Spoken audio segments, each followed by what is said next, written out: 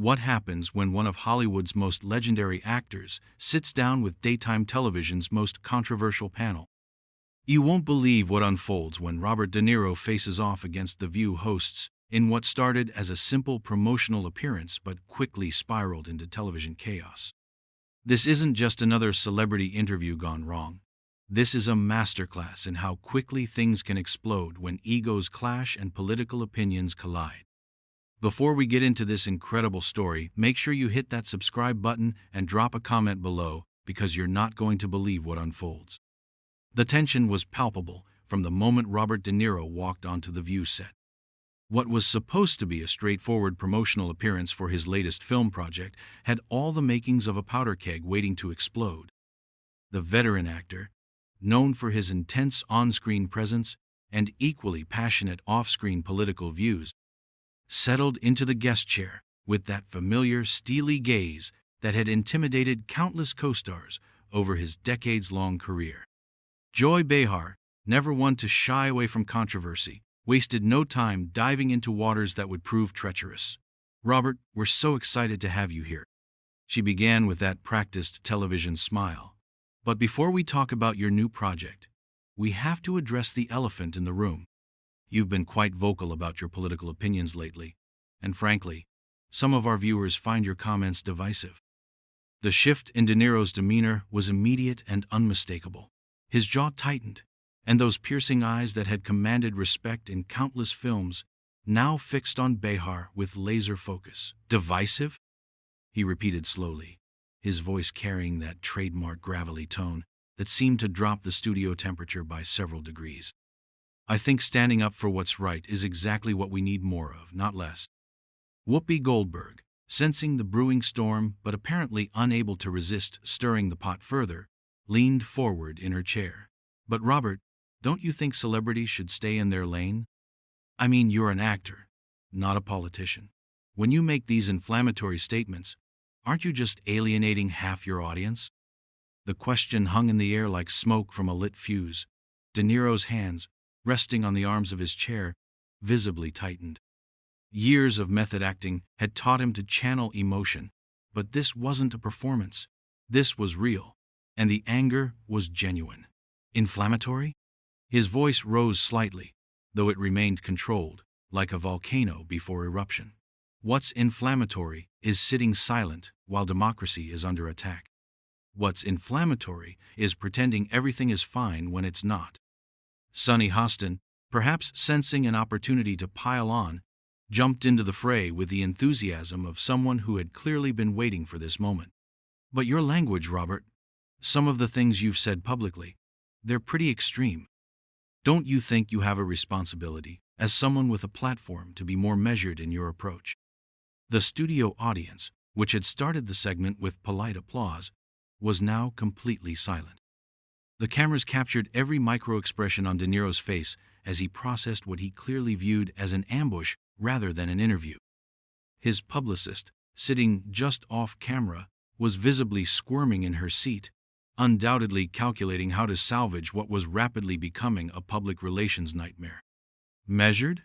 De Niro's laugh was devoid of any humor, more of a bark that echoed through the studio. "You want measured? Here's measured. I've been in this business for 50 years, and I've seen enough to know when something stinks. And right now, a lot of things stink."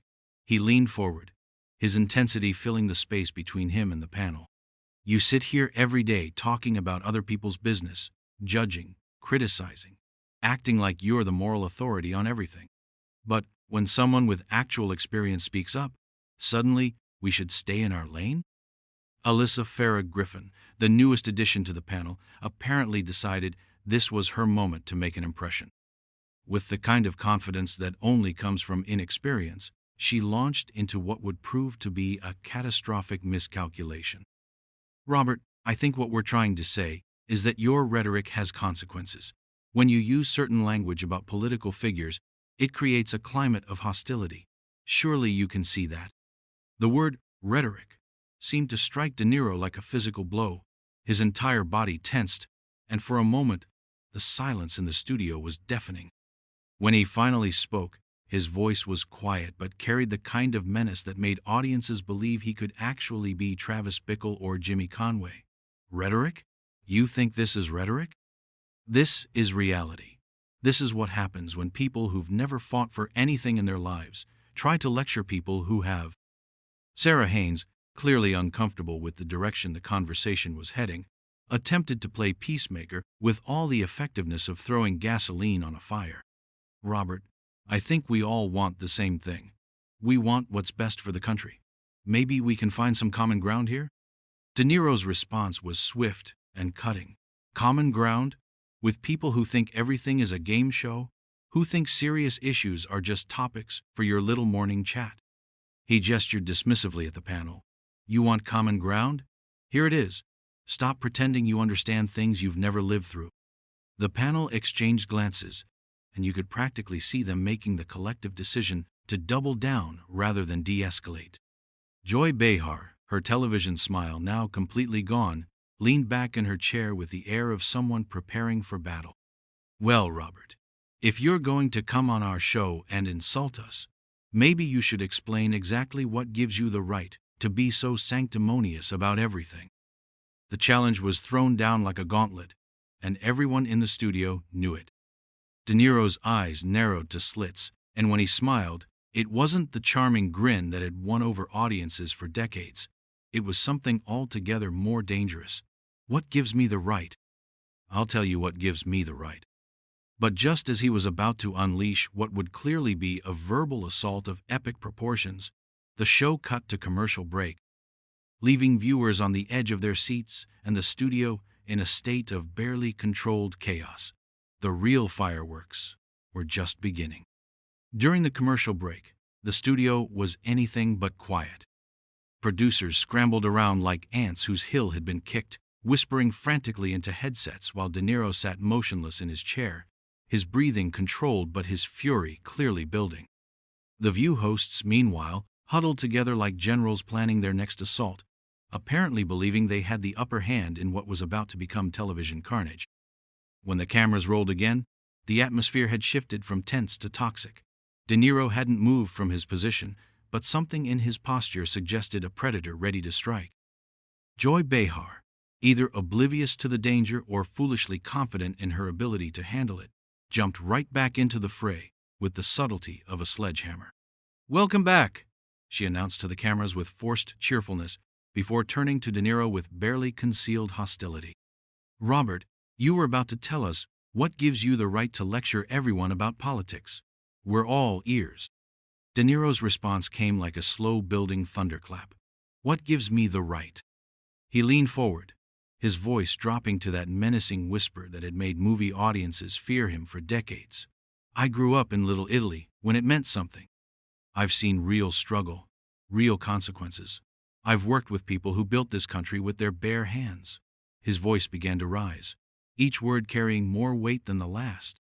"And now I have to sit here and listen to a bunch of privileged talking heads who've never had a real job in their lives tell me about rhetoric and responsibility?" Whoopi Goldberg, clearly rattled by the intensity but unwilling to back down, made her fatal mistake. "Oh, please, Robert, you're an actor. You pretend for a living. The rest of us have real careers, real credentials. Don't act like playing tough guys in movies makes you some kind of authority on anything." The silence that followed was deafening. De Niro's face went through a transformation that was both subtle and terrifying, the kind of change that made audiences believe he could actually be the characters he portrayed. When he finally spoke, his voice was quiet but carried the force of a hurricane. "Real careers?" He stood up slowly, his full presence now dominating the set in a way that made the panel suddenly look very small. "You want to talk about real careers? I've been working since I was a teenager. I've studied my craft, dedicated my life to it, earned every single thing I have. And you," he pointed directly at Whoopi, "you think sitting behind that desk makes you qualified to judge anyone?" Sunny Hostin, apparently deciding this was her moment to shine, launched into what would prove to be an epic miscalculation. "Robert, you need to calm down. This is our show, and we have the right to ask tough questions. If you can't handle the heat, maybe you shouldn't have come on." The words hung in the air like the calm before a storm. De Niro turned his gaze to her with such intensity that several audience members audibly gasped. "Calm down? Your show?" He laughed, but there was no humor in it whatsoever. "Let me tell you something about your show. You sit here every day, gossiping like teenagers, tearing down people who actually accomplish things, and you call it journalism. You call it commentary. But what it really is a bunch of bitter, jealous women who can't stand that other people are more successful than they are." Alyssa Farah Griffin, red-faced and clearly in over her head, made the mistake of trying to interrupt. "That's completely inappropriate." "Inappropriate?" De Niro cut her off with the precision of a knife. "You want to know what's inappropriate? Ambushing a guest who came here in good faith to promote his work? Turning a simple interview into an attack? Pretending you're journalists when you're nothing more than glorified gossips?" His voice rose with each accusation, filling the studio with an energy that was both electrifying and terrifying. Sarah Haynes, visibly shaking, tried desperately to regain control. "Robert, I think we should take a step back here. This is getting out of hand." "Out of hand?" De Niro's eyes blazed as he focused on her. "This got out of hand the moment you people decided to turn this into an ambush instead of an interview. You want to know what gives me the right to speak my mind? I'll tell you. It's the same thing that should give you the right, but you've wasted it on petty gossip and manufactured drama." Joy Behar, her face now flushed with anger, made the decision that would push everything over the edge. "Listen here, Robert. You don't get to come on our show and talk to us like we're nothing.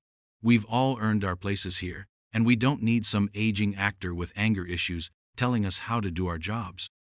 The insult landed like a physical blow.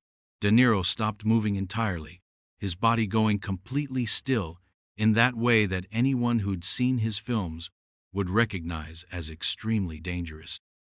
When he finally responded, his voice was so quiet that the studio microphones had to strain to pick it up, but every word was crystal clear. "Aging actor." He took a step closer to the panel, and you could see several of the hosts instinctively lean back in their chairs. "You think age makes me weak? You think it makes me less relevant? Let me educate you about something. Age gives you perspective. It gives you the ability to see through bullshit. And right now, I'm looking at a whole lot of bullshit." Whoopi, apparently deciding she'd had enough, stood up to match his energy. "That's it. I don't care who you think you are, Robert.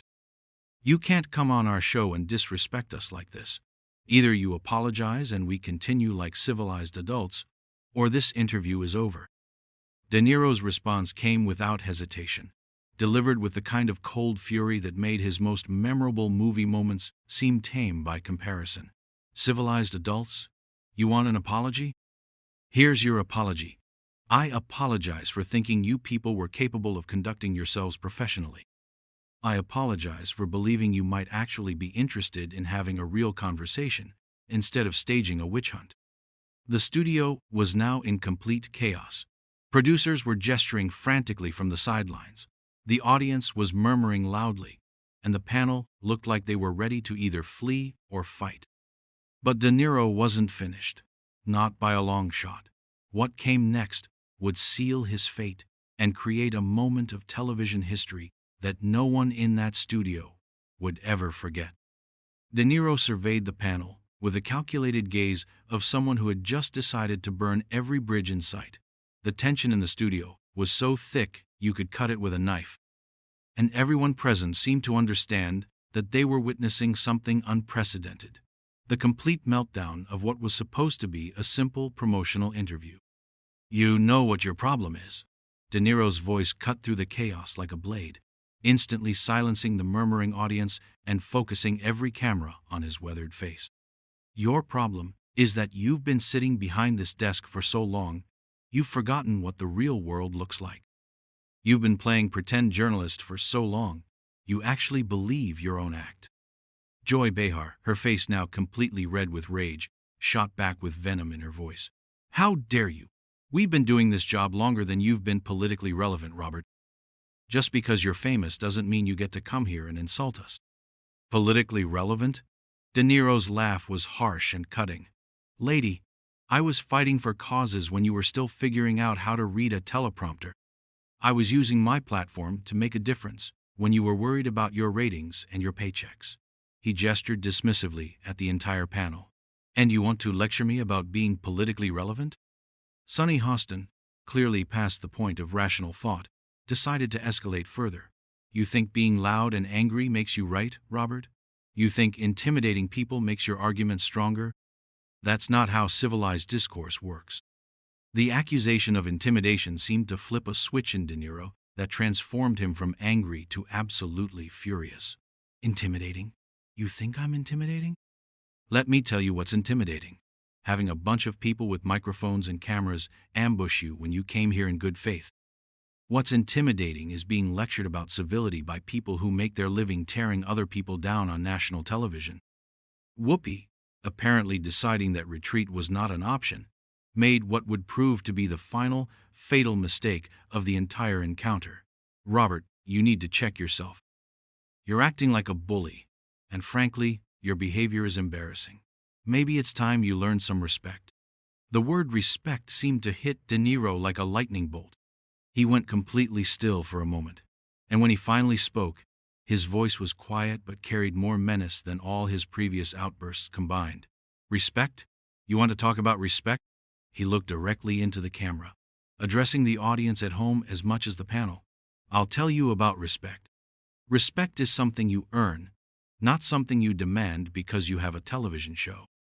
He turned back to the panel, and what came next was delivered with such controlled fury that it seemed to drain all the oxygen from the studio. "I've spent 50 years in this business earning respect through hard work, dedication, and talent. I've worked with the greatest directors, actors, and artists of my generation. I've been honored by my peers, by critics, and by audiences around the world. And you think I need to learn respect from a panel of—" He paused, and everyone in the studio held their breath, sensing that he was about to cross a line from which there would be no return. From a panel of dumb bitches who wouldn't know real journalism if it bit them on their collective ass. The silence that followed was absolute. It was as if someone had sucked all the sound out of the universe. The audience gasped collectively. The panel sat in stunned silence, and even the camera operators seemed frozen in shock. De Niro had not just crossed the line, he had obliterated it. Whoopi was the first to recover, her voice shaking with rage. "Get him out of here! Right now! Security!" But De Niro wasn't waiting for security.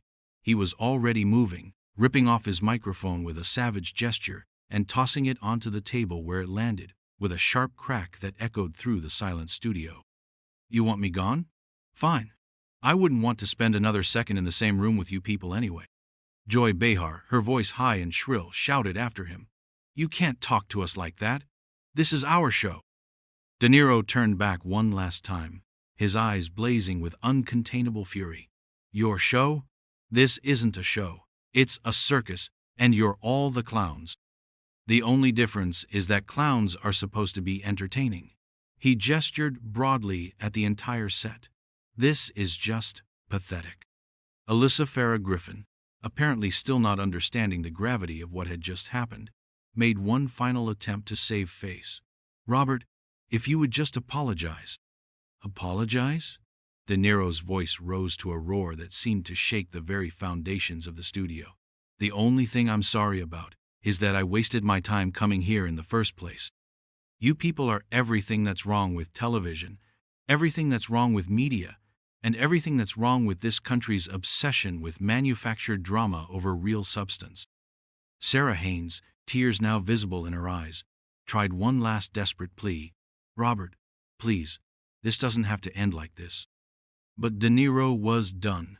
Completely, utterly, and irrevocably done. "Yes, it does. It has to end exactly like this, because this is what you people created. You wanted drama? You got it. You wanted confrontation? Congratulations. You've got more than you can handle." He started walking toward the exit, his long coat billowing behind him like some avenging angel of Hollywood fury. But he wasn't finished delivering his final judgment. Without turning around, he called back over his shoulder. "And you know what the really sad part is? Somewhere out there, There are real journalists doing real work, asking real questions, and you people are making them all look bad just by existing. The panel sat in stunned silence as he reached the edge of the set. Whoopi, perhaps realizing that this was spiraling completely out of control, made one last desperate attempt at damage control. "Robert, wait." But he was already gone, disappearing into the wings of the studio, and leaving behind a panel of shell-shocked hosts, a traumatized audience, and what would undoubtedly become one of the most talked-about moments in daytime television history. The cameras continued rolling for several more seconds, capturing the absolute devastation on the faces of the View hosts, before finally cutting to what had to be the most awkward commercial break in television history. In those final moments before the cameras stopped rolling, you could see the reality of what had just happened dawning on everyone involved. This wasn't just a heated interview gone wrong. This was a complete and total demolition of 4 seasoned television professionals by one man who had finally reached his breaking point. Robert De Niro had walked onto that set as a guest and left as a legend, having delivered the kind of performance that no script could have ever captured and no director could have ever imagined.